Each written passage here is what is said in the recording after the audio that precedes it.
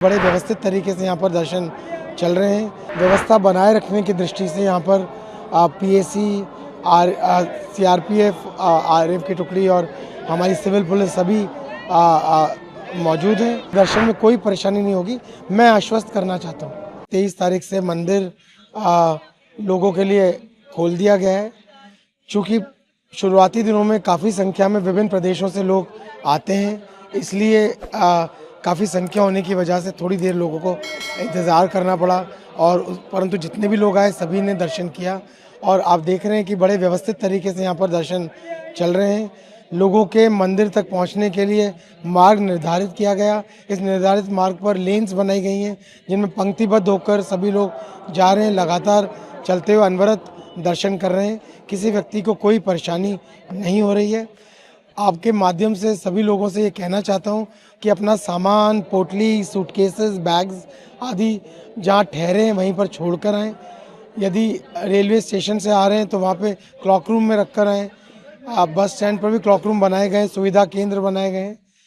फिर भी यदि कुछ लोगों का सामान उनके पास रह जाता है तो उचित होगा और यही निर्देश यहाँ दिया भी गया है कि परिसर में जो पब्लिक फैसिलिटेशन सेंटर, नागरिक सुरक्षा सुविधा केंद्र बनाया गया है, उसमें लॉकर्स हैं, वहाँ पर सामान आप रख सकते हैं। लॉकर रखकर अपना टोकन लेकर तत्पश्चात लौटते समय, दर्शन करके लौटते समय वहाँ से अपना सामान पुनः प्राप्त कर सकते हैं। ऐसा करने से आपको कोई परेशानी नहीं होगी और यहाँ पर मंदिर में अन्य लोगों को भी आपके सामान की वजह से किसी दिक्कत का सामना नहीं करना पड़ेगा। सुरक्षा व्यवस्था के दृष्टिकोण से सर कौन सी फोर्स यहाँ व्यवस्थित की गई है? यहाँ पर चूँकि काफ़ी संख्या में लोगों का आना अपेक्षित था, आ रहे थे। व्यवस्था बनाए रखने की दृष्टि से यहाँ पर पीएसी, सीआरपीएफ, आरएफ की टुकड़ी और हमारी सिविल पुलिस सभी मौजूद हैं। ये फोर्स लोगों की मदद करने के लिए, उनको आवश्यक जानकारी प्रदान करने के लिए, उनको पंक्तिबद्ध तरीके से कम समय में दर्शन कराने के लिए जो व्यवस्था बनानी है उसके लिए बुलाई गई है।